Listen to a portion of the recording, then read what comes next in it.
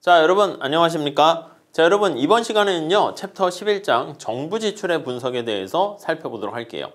재정학이라는 게 우리가 정부가 하는 경제 활동이잖아요. 정부가 재원을 조달해서 정부가 돈을 어떻게 쓰는가에 대해서 관심을 갖게 되는 것인데 먼저 정부가 정부 지출에 대한 당위성에 대해서 먼저 체크를 해 보시고요. 그 다음에 정부가 여기 나와 있는 것처럼 정부 지출을 하게 됩니다. 그때 미치는 경제적 효과에 대해서 우리 살펴볼 거예요. 이 경제적 효과를 두 가지로 나눠서 볼 겁니다. 하나는 자원 배분 측면에서 볼 거고요. 다른 하나는 소득 분배 측면에서 우리가 살펴볼 겁니다. 자, 그 다음에 우리가 정부 지출이 나날이 매년 이렇게 자꾸 팽창하고 있습니다. 지속적으로 증가하고 있는데 왜 정부 지출이 이렇게 지속적으로 팽창되는가, 그 현상에 대해서 우리가 살펴보게 될 것입니다. 여러분, 정부가 정부 지출이 자꾸 팽창되는 거에 대해서 사람들이 잘 모르는 경우가 있습니다. 뭐 세금 내는 거라든가 조세 제도가 복잡하기도 하고 정부가 제공한 서비스에 대해서 사람들이 착각을 느끼기도 합니다. 그걸 재정 착각이라고 해요. 그러한 재정 착각에 대해서 우리 살펴보도록 하고요. 다음 마지막 절에서는요. 예산 제도에 대해서 볼게요. 정부가 돈을 우리 가계부 쓰는 것처럼 돈을 어떻게 조달해서 어떻게 쓰는가, 특히 효율적인 예산 제도에 대해서 우리가 한번 살펴보도록 하겠습니다. 아셨죠? 자, 다음 보도록 합시다. 자, 먼저 정부 지출에 대한 당위성에 대해서 우리 같이 한번 체크해 보도록 하겠습니다. 자, 정부 지출의 당위성의 근거 보시면요. 먼저 첫 번째는 시장 실패를 보완하는 게 첫 번째 근거가 됩니다. 자, 시장이 제 기능을 잘 하게 되면 아무 문제가 없는데 제 기능을 잘 못하는 경우가 발생합니다. 우리가 본 것처럼 공공재라든가 외부성이라든가 불확실성 이런 것 때문에 관련된 정부가 돈을 쓰게 됩니다. 정부 지출을 하게 됩니다. 그래서 시장 실패를 보완하기 위해서 시장 실패로 인한 비효율성을 줄이고 해결하기 위해서 정부 지출 우리가 하게 된다는 거 알 수가 있고요. 다음에 두 번째로는요. 소득 재분배 기능을 하게 됩니다. 공평한 소득 재분배를 실현하기 위해, 공평한 소득 분배를 실현하기 위해서 정부가 개입을 하게 된다는 것이죠. 재분배 관련된 지출이 지속적으로 팽창하게 되고 증가하게 되는 것은 국민소득에서 정부 지출이 차지하는 비중이 자꾸 높아지고 있다는 거 관련됐는데요. 우리가 챕터 1장에서도 말씀드린 것처럼 복지 관련된 지출 비용이 굉장히 커지고 있습니다. 그래서 다른 무엇보다도 재분배 관련된 복지 관련된 비중이 많은 부분을 차지하고 있다. 이쪽 영역이 비중이 커지고 있다라고 보시면 되겠습니다. 여기 나와 있는 것은 약간 효율성 측면이고요. 여기서는 공평성 측면이다라고 생각을 하시면 되겠어요. 자, 또 하나는요. 정부 지출의 당위성과 관련해가지고 가치재 공급이라고 합니다.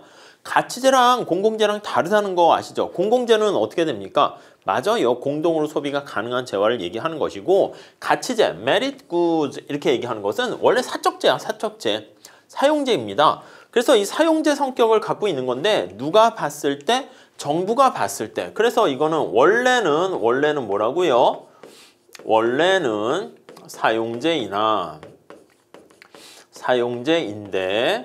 사용재인데 정부가 보기에 이러는 거예요. 정부가 판단하기에 정부 판단 입장에서 소비자가 판단하는 거 아니야. 그러니까 소비자가 내가 어떤 거를 살 것인가 그거를 결정하는 것을요. 우리가 소비자 주권이라고 하는데 이거는 누가 판단하나? 예, 정부가 판단하는 거예요. 정부의 판단에 의할 때 가치가 있다라고 생각을 해가지고 공급을 하는 재화, 그걸 바로 우리가 가치재 이렇게 얘기합니다. 대표적인 게 뭐가 있습니까? 의무 교육이라든가 의료 서비스라든가 이런 것들 원래 사적재인데 정부가 봤을 때 필요해 해가지고 개입을 하게 되는 것입니다. 그래서 가치재 성격을 갖는 재화나 서비스 이런 거에 대해서 공급한다. 거기서도 정부 지출의 정당성을 찾을 수 있다. 이렇게 보시면 되겠습니다. 자, 그 다음에 개개인들이 스스로의 후생에 대해서 내린 판단이 부적절하다고 생각할 경우, 그러니까 야, 내 인생은 내가 알아서 살 거야. 내가 먹고 싶은 것은 내가 알아서 사 먹을 거야. 간섭하지 마. 그게 원래 시장의 원리고 자발적인 교환의 원리잖아요. 근데 개인이, 소비자가 알아서 판단했는데 이게 바람직하지 않다라고 생각하는 거야. 누가 봤을 때? 정부가 봤을 때. 그러니까 정부가 판단했을 때 보니까 아이고 이거 부적절해. 이렇게 생각을 하는 것이죠. 그래서 정부가 이를 시정하기 위해서 개입을 시도할 수 있다라고 보시면 될 것 같습니다. 자, 그러다 보니까 소비자 주권의 원칙과 충돌할 가능성이 있게 된다라고 보시면 되겠습니다. 자, 소비자 주권은 뭐라고요? 맞습니다. 소비자가 어떤 소비와 관련한 결정을 하는데 정부라든가 제3자, 남이 뭐라 하지 말아라, 간섭하지 말아라, 이게 바로 소비자 주권의 원칙이야. 근데 이 가치재 공급과 관련해서는 정부가 개입을 하는 거잖아. 그렇기 때문에 소비자 주권 원칙에 충돌된다. 이렇게 보시면 되겠습니다. 오케이, 이 정도 봐주시면 되겠고요. 다음에 정부 지출과 관련된 경제적 효과를 한번 살펴보도록 하겠습니다. 두 가지 측면에서 볼 건데 하나는 효율성, 희소한 자원의 배분 측면에서 볼 것이고 다른 하나는 공평성 측면에서 살펴볼 겁니다. 자, 먼저 정부 지출이 갖는 여러 가지 경제적 효과를요. 자원 배분, 요게 이제 효율성 측면에서 얘기를 하는 것이고요. 그 다음에 소득 분배, 이게 이제 공평성 측면에서 우리가 판단하는 것이죠. 공평성 측면에서 우리가 판단한다라고 보시면 되겠습니다. 자, 자원 배분 측면에서 정부 지출의 효과를 평가한다라는 것은요. 구체적으로 정부의 지출이 그 경제에 의해서 생산 소비되는 재화와 그리고 서비스의 양과 얼마나 생산할 것인가 그리고 그거와 관련된 구성 비율에 미치는 영향을 나타낸다라고 보시면 될 것 같고요. 정부 지출 프로그램은요. 민간에 영향을 미쳐 민간 부분의 반응을 유발한다. 그래서 자원 배분상에 어떤 효과를 야기한다. 이렇게 보시면 될 것 같습니다. 자, 그래서요. 여기에 한번 내용을 보시면 정부가 정부 지출하는 것은 이제 두 가지 정도가 있습니다. 하나는요. 정부가 재화나 서비스를 구입하기 위해서 지출하는 거 있어요. 이거는 정부가 민간의 경제 주체들과 같이 시장에서 활동하고 경쟁하는 것이다 라고 생각하시면 될 것 같습니다. 그리고 또 하나는 민간에 대해서 이전 지출이라는 게 있어. 이 트랜스퍼라는 거는요. 대가를 바라지 않고 그냥 일방적으로 제공해 주는 거예요. 그래서 약간 뭐라고 할까? 가난한 저소득층에게 뭔가를 일방적으로 제공해 줘서 생활을 유지하게끔 하는 것입니다. 그래서 요거는 뭔가 대가가 없어요. 일방적인 이렇게 생각하시면 될 것 같습니다. 자, 정부가요. 일정한 양의 재화나 서비스를 사용하게 되면 이거예요. 그렇게 되면 민간 부분이 사용할 수 있는 재화나 양이 그만큼 줄어든다. 줄어든다는 게 뭐야? 위축되는 거예요. 그래서 이걸 위축이다 라고 볼 수 있고 아니면 이걸 구축된다 이렇게 볼 수가 있습니다. 구축 효과라는 말 들어보셨죠? 크라우딩 아웃이에요. 아니 생각해봐. 정부가 만약에 아파트를 만들어서 공급한다 할게요. 되게 좋은 일 아니겠습니까? 굉장히 좋은 일인데 그럼 민간의 어떤 건설업체들이 생산 공급할 수 있는 게 줄어들어. 정부가 아파트 건설한다고 시멘트를 만약에 사다가 공급을 한다 해볼게요. 그러면 민간이 쓸 수 있는 시멘트 양이 줄어드는 거죠. 정부가 뭐라고 할까? 그래요. 경찰 공무원들 많이 뽑아가지고 골목길에 다 경찰들 배치했어. 그러면 어떻게 돼요? 그치, 동네가 안전하고 시큐리티 관련해서 훨씬 더 안정성도 높아지고 그렇잖아요. 위험을 줄일 수 있는데 문제는 뭐냐면 그렇게 되면 우리가 생각하는 무슨 뭐 세코미니 시큐리티 관련된 그런 산업들 있잖아. 그게 다 위축되는 것을 알 수가 있을 거예요. 원래 이제 정부가 제공하는 게 뭐 그런 거지. 민간의 어떤 학원 같은 거 있잖아요. 그냥 개별적인 그냥 공부, 사교육 이런 걸 억제하기 위해서 정부가 EBS 같은 걸 해가지고 이렇게 아주 그냥 좋은 선생님들 모셔다가 강의를 무료로 제공하게 되면 민간의 그쵸 사교육이 어떻게 보면 위축될 수 있습니다. 그래서 첫 번째는 정부가 여기 나와 있는 일정량의 재화나 서비스를 생산해서 공급을 하게 되면 민간 부분이 그만큼 위축된다라는 거 우리가 확인할 수 있겠습니다. 근데 우리가 또 그렇게 생각하면 무조건 위축된다 그러면 안 돼요. 왜냐면 민간 부분의 생산이 줄어든다 해서 모든 상품의 생산이 비례적으로 다 같이 줄어드는 건 아니고요. 또 정부가 생산 공급하는 게 어떻게 또 새로운 어떤 산업을 부흥시킨다고 할까? 이렇게 또 확 이렇게 키울 수 있는 그런 역할을 할 수도 있잖아요. 그렇기 때문에 무조건 위축시키는 건 아니지만 일반적으로 위축시킨다 이렇게 보시면 되겠습니다. 자, 그림 11-1에 보시면 정부 부분의 생산이 증가하는 효과가 되면 여기가 Z에서 정부 부분의 생산이고요. 여기가 X라고 해서 민간 부분의 생산입니다. 자, 지금 R점에서요. 정부가 정부 부분에 뭐 여러 가지 아파트나 뭐 도로나 뭐 이렇게 무슨 민간 부분이 생산 공급하는 것을 정부가 이렇게 생산 공급한다 할게요. 집이라고 해도 되겠고요. 자, 그러면 그 희소한 자원을 정부가 갖다 쓰는 것이기 때문에 민간 부분의 어떤 생산량인 X제, 사적제는요. 줄어들 수밖에 없어요. 근데 줄어드는데 만약에 정부 부분이 개입을 했더니 효율성을 만약에 떨어뜨리지 않게 되면은 요게 생산 가능 곡선이잖아. 요게 이제 효율성을 나타내는 곡선이죠. 효율성을 나타내요. 그러니까 생산 가능 곡선 상에서 이렇게 쭉 이동하게 되는 것을 알 수가 있어요. 근데 정부가 개입을 했더니 만약에 효율성을 떨어뜨려. 그러면 생산 가능 곡선 상에 안쪽으로 이동합니다. 안쪽에 있는 거 T점 같은 점은 어떻게 돼요? 비효율적인 점이죠. 그러니까 비효율적인 점으로 이렇게 이동시킨다라고 보시면 되겠습니다. 네, 이해하시겠죠? 네, 그렇게 정리하시면 되겠고요. 다음에 지금 살펴본 거는 정부가 민간 부분과 충돌될 수 있는 측면에서 약간 구축되는 효율성 측면에서 얘기를 하는 것이고요. 이번에는 뭘 볼 거냐면 이전 지출과 관련된 효과를 살펴볼 겁니다. 이전 지출은 여기 다시 한번 나와 있습니다. 트랜스 전환시키는 거예요.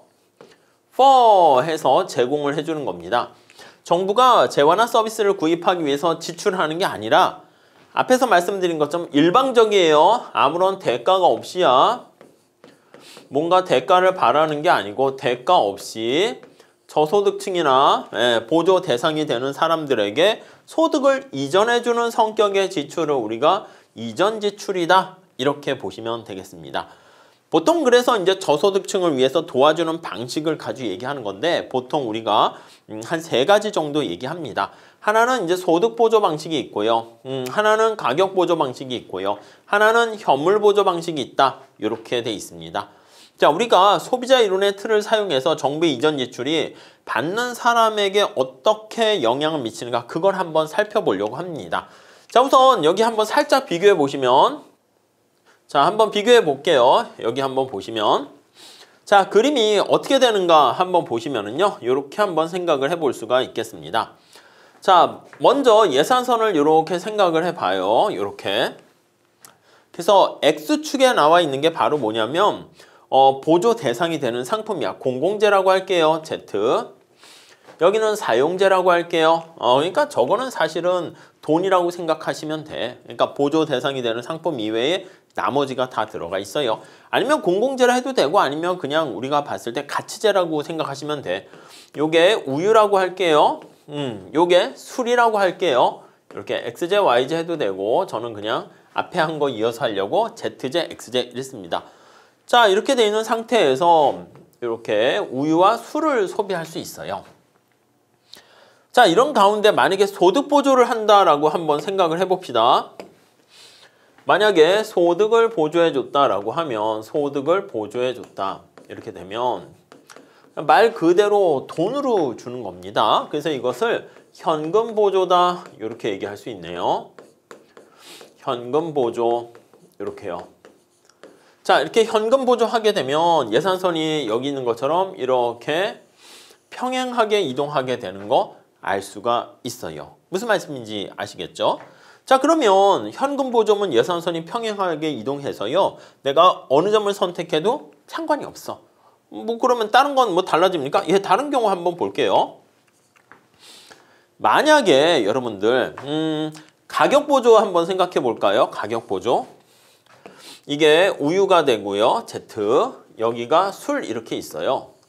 근데 만약에 가격 보조를 한다라고 하면 가격을 할인해 주는 겁니다. 자, 그러면 정부가 우유를 구입할 때 가격 할인해 주는 혜택을 제공한다 할게요. 자, 그러면 예산선이 어떻게 되냐면 이 사람이 만약에 술을 계속 소비한다라고 하면 보조 혜택을 받지 못합니다.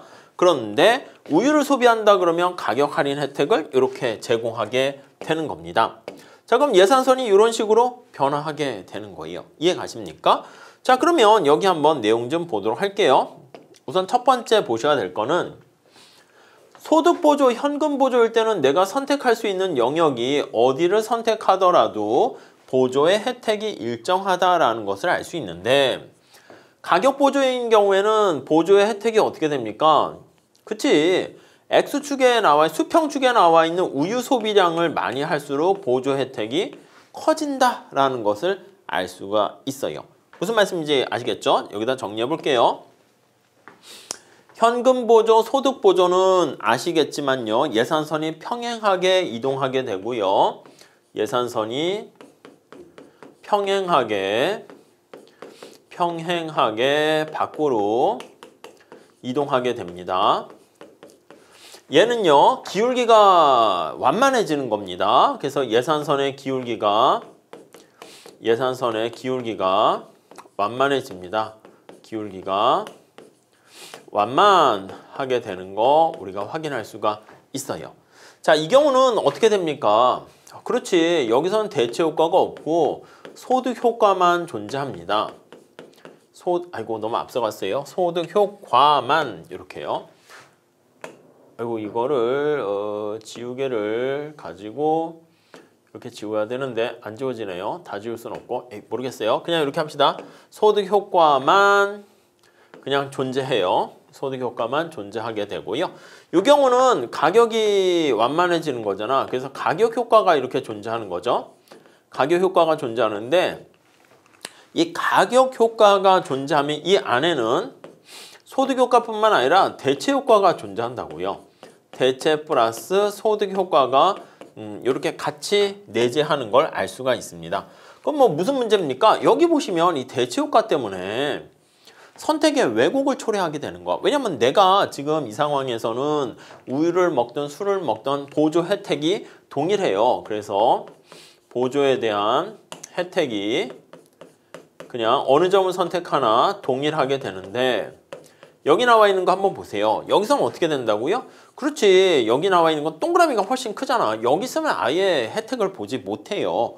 그래서 여기서 이제 술을 소비하게 되면 보조 혜택이 별로 없고요. 여기 나와 있는 것처럼 XZ, 여기서는 X축이 Z 우유로 했잖아요. 그래서 우유 소비량이 보조 대상되는 상품입니다. 소비량이 클수록 보조의 혜택이 커집니다. 이해 가시죠? 보조의 혜택이 커지고요. 혜택이 커. 이렇게요. 그리고 아예 내가 보조 대상이 되는 상품의 가격을 할인해주는 여기 나와 있는 우유를 소비하지 않게 되면 이 점을 볼게요. 이 점에서는 전혀 보조 혜택을 누리지 못합니다. 전혀 보조의 혜택을 누리지 못한다. 혜택이 없어. 이렇게 되는 것을 알 수가 있어요. 네, 이해하시겠죠? 이게 우선 첫 번째 보셔야 될 거예요. 자, 이거 미시경제나 경제원론에서 하시는 거니까 뭐 그거 좀 잘 봐주시고요. 그래서 이게 기울기가 내가 별로 좋아하지 않는데 억지로 소비하도록 만드는 거니까 전혀 보조 혜택이 없고 소비량이 많아질수록 보조 혜택이 커지기 때문에 나의 어떤 선호를 왜곡시킨다 그런 표현을 쓰게 됩니다. 자, 그래서 나의 선택을 왜곡시켜요. 그러니까 이게 여기 나와 있는 대체 효과가 존재하게 되면 선택의 왜곡을 야기한다라는 거 보시면 되겠어요. 하나만 더 볼게요. 여러분, 만약에 이거 말고요. 현물보조라고 혹시 아십니까? 현물보조는 여기 나와 있는 우유를 아예 사서 주는 거야. 그래서 이게 XZ 술이 있으면 예산선이 이렇게 나와 있는데요. 아예 옆으로 증가시키는 거야. 하루에 우유를 하나씩 사가지고 일주일에 7개씩 우유를 주는 거야. 옆으로만 증가하는 거야. 이렇게. 옆으로만 증가하게 되니까 위에 나와 있는 소득보조랑 차이점이 어떻게 됩니까? 라고 하면요.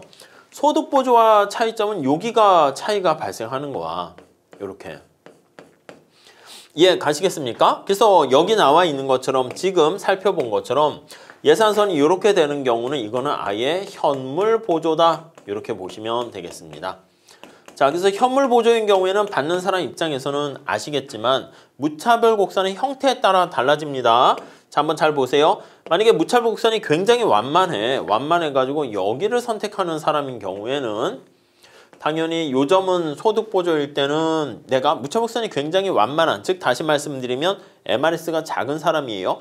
그런 경우에는 내가 요점을 선택했으면 효용이 더 커질 텐데 여기 연두 색깔 영역의 삼각형은 선택 대상지에서 빠져버리게 된다고요. 그래서 선택할 수 있는 점이 여기가 되기 때문에 어떻게 됩니까? 맞아요. 후생이 감소한다고요. 이해 가시겠죠? 그래서 이게 무차별곡선 이게 바로 소득보조고 여기 보시면 여기에 가는 게 현물보조가 되는 것이죠. 자, 그 다음에 여기 보시면 무차별곡선이 굉장히 가파른 사람이라 할게요. 무차별곡선이 굉장히 가파른 사람이야. 자, 그러면 여기 나와 있는 것처럼 여기랑 여기를 선택하게 되면은 이 사람은 현물보조랑 소득보조랑 어떻게 됩니까? 그 효과가 동일해요. 그래서 여기 있는 것처럼 무차별곡선이 똑같다는 거 알 수가 있죠. 그래서 이게 이제 현물보조의 특징입니다. 아셨죠? 이 세 가지 잘 보시면 될 것 같고요. 이거는 저 뒤에 뭐 지방재정 조정 제도에도 사용되고요. 더 나가서 이제 조세를 부과할 때, 소득세를 부과할 때랑 뭐 X제에만 물품세 부과할 때랑 그때도 똑같이 사용되니까 좀 잘 봐주셨으면 좋겠습니다. 들어가라! 이렇게요. 자, 그래서 정리를 한번 해보시면 자, 소비자 이론의 무차별곡선과 예산선의 그 틀을 이용해 가지고 이전 지출 방식에 따라서 받는 사람 입장에서요 어떠한 영향을 미치게 되는가 그거를 살펴볼 수 있게 되겠다라고 보시면 될 것 같습니다. 자, 그래서 여기 그림이 나와 있는데 한번 볼게요. 자, 소득보조입니다. 자, X축에 나와 있는 게 식품이고요. Y축에 나와 있는 게 비식품, 식품 이외의 나머지야. 그러니까 우리가 이게 아까 우유 하면 우유 이외에 나머지가 다 들어가 있어. 그러니까 이게 약간 느낌이 돈이라고 생각하시면 돼. 자, 소득을 식품과 비식품 구입에 나누어서 지출하고 있는 사람에게 정부가 30만 원의 소득보조를 제공했습니다. 럼썸 서브시디를 제공했어요. 퉁 해가지고 아예 돈으로 준 겁니다. 자, 그럼 예산선이 어떻게 됩니까 하면 A, B에서요 CD로 가게 되는 거 알 수가 있고 효용 극대화하는 소비자 입장에서는 선택점이 2에서 2-로 가게 되는 거 알 수가 있습니다. 여기서 식품의 소비량도 증가하지만 일부는 전부 다 돈을 가지고 식품에다 다 쓰는 건 아니고 일부는 저기 나와 있는 것처럼 비식품에다가도 쓰게 되는 것을 알 수가 있습니다. 이렇게 소득보조가 존재하는 경우에는 여기 나와 있는 소득효과만 나타낸다라는 거 생각하시면 될 것 같고요. 네, 이해 가시겠죠? 자, 그 다음 볼까요? 자, 그게 아니라 정부가 식품 가격의 3분의 1을 보조해 주겠다. 이거 가격 할인을 해주는 겁니다. 그래서 이것을 가격 보조다 이렇게 얘기하는 거예요. 가격을 구입할 때 할인해 준다 이렇게 보시면 될 것 같습니다. 자, 그럼 예산선이 어떻게 되냐면 여기 보시면 100 이렇게 있었어요. A, B 이렇게 있었는데 예산선이 이렇게 빨간 색깔로 AJ 이렇게 바뀌는 거 알 수가 있어요. 가격 할인해 주니까 예산선의 기울기가 완만해진다라는 것을 우리가 확인할 수가 있겠습니다. 네, 이해되시겠죠? 자, 여기서 이제 G점을 선택하게 되는 겁니다. 가격 보조 아래에 어떤 보조금의 크기를 나타내면요. 우리 그 수평의 길이로 나타낼 수도 있고 수직 길이로도 나타낼 수 있어요. 그러니까 여기 NG 또는 G 밑으로 이렇게 갈 수 있어요. 여기다 따로 그릴게요. 이거를 좀 빼내야 되는데 이게 잘 빠질지 모르겠습니다. 한번 다시 해볼까요? 오, 잘 됐네요. 네, 이렇게 있습니다. 자, 여기 한번 보시면은요.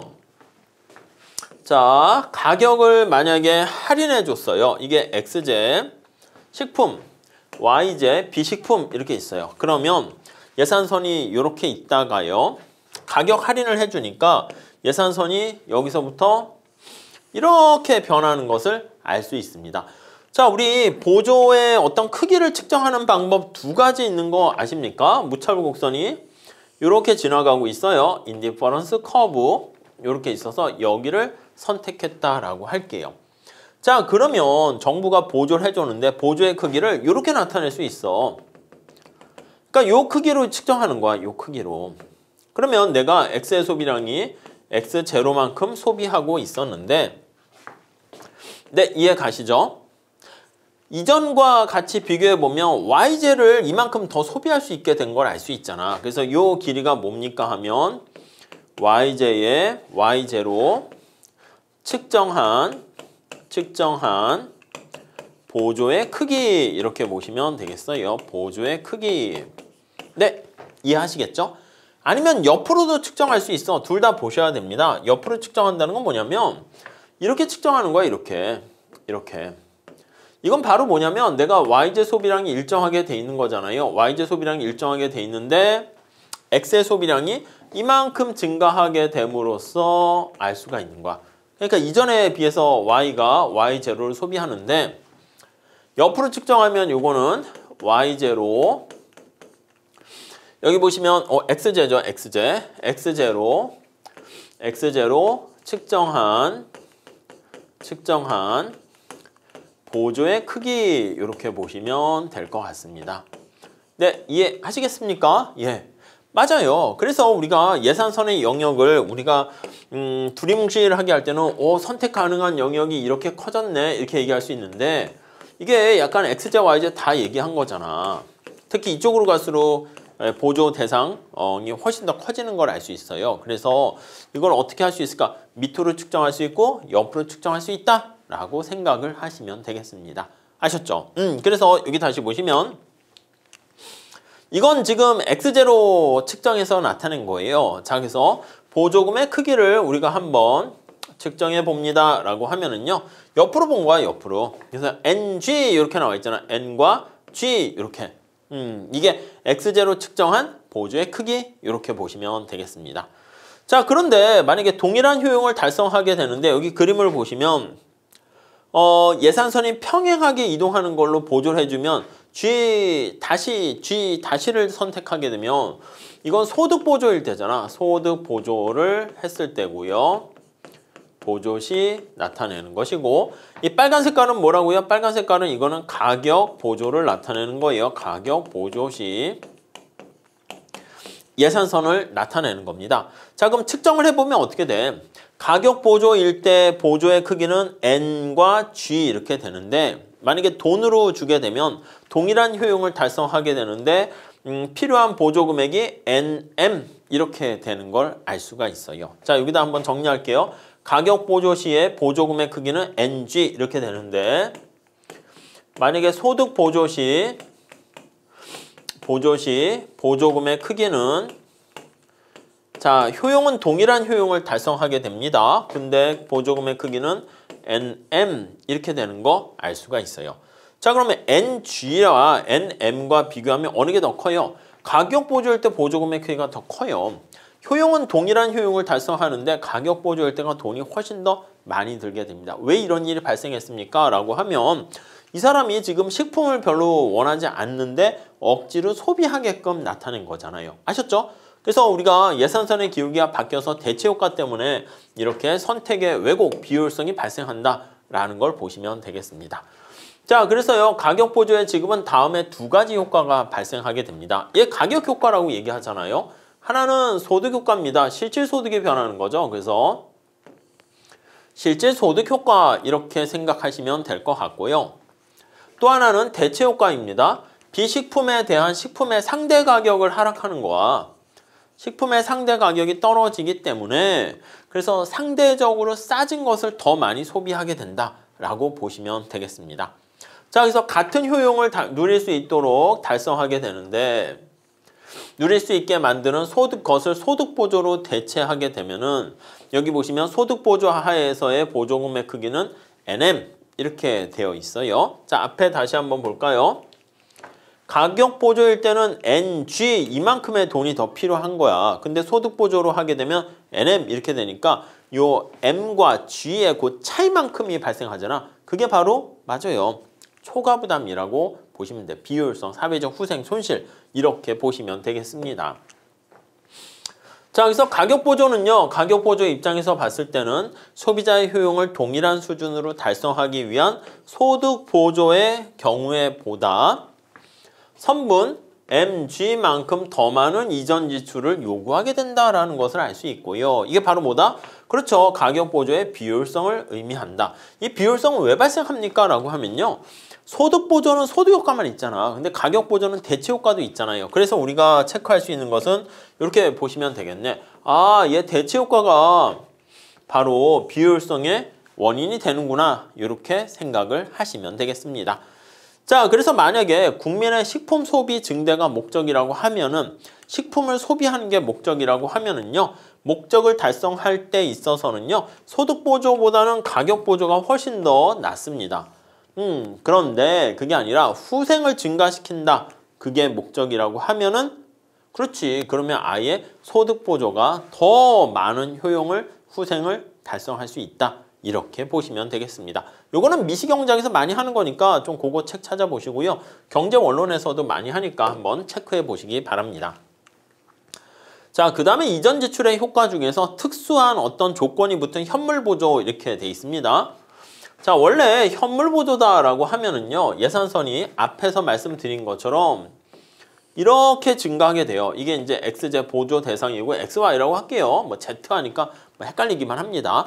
그래서 예산선이 이렇게 있는데 여기 보시면 현물 보조를 하면 예산선이 이렇게 변하는 거야. 이렇게 변합니다. 옆으로는 가고 위로는 갈 수가 없게 되는 상황이 발생하는 것이죠. 그래서 여기가 점점점점이 이제 차이가 발생한다라고 생각을 하시면 되겠습니다. 자, 그런데 보통 현물 보조는 이렇게 돼요. 이게 바로 현물 보조 이렇게 되는데 이 경우는 지금 우리가 주택이라는 어떤 특수한 조건이 붙은 현물 보조야. X축에 나와 있는 이게 바로 만약에 주택이라 합시다. 주택 서비스인데 정부가요. 일정 크기만큼의 주택 서비스를 무료로 제공하는데 자기가 살고 있는 집에서 뭐 10평을 더 크게 해준다.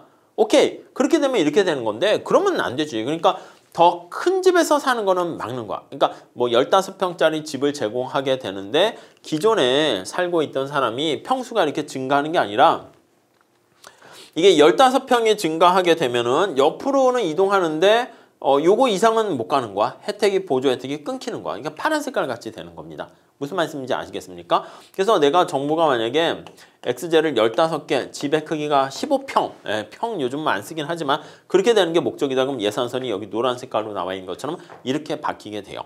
자, 그러면 초기의 선택점이 거기 보시면 2점을 선택하는 사람이 있었다라고 하면 현물 보조일 때는 여기 나와 있는 것처럼 빨간 색깔로 이렇게 바뀌게 되거든요. 그럼 소비자가 어떤 점을 선택하는 거가 여기 2점에서요. 이렇게 T점으로 바뀔 수가 있어.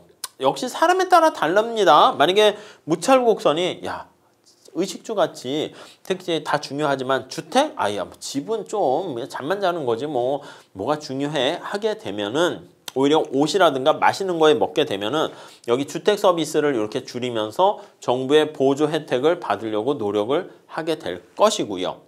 이해 가시겠죠? 근데 만약에 무찰부 곡선이 굉장히 가파른 사람 한번 해볼게요. 되나 볼게요. 이거요. 네, 요거 한번 봅시다. 잘 되네요. 자, 만약에 예산선이 이렇게 있어. 예산선이 이렇게 있다가 자, 이렇게 있다가 예산선이 이렇게 있어요. 근데 지금 살펴본 것처럼 뼈대만 그려보도록 하겠습니다. 특수한 조건이 붙은 현물 보조가 이렇게 돼서 여기서 보조가 끝나고 이렇게 연두 색깔로 이렇게 예산선이 있다 합시다. 이제 이 사람은 굉장히 X제인 주택 서비스를 좋아하는 사람이라 할게요.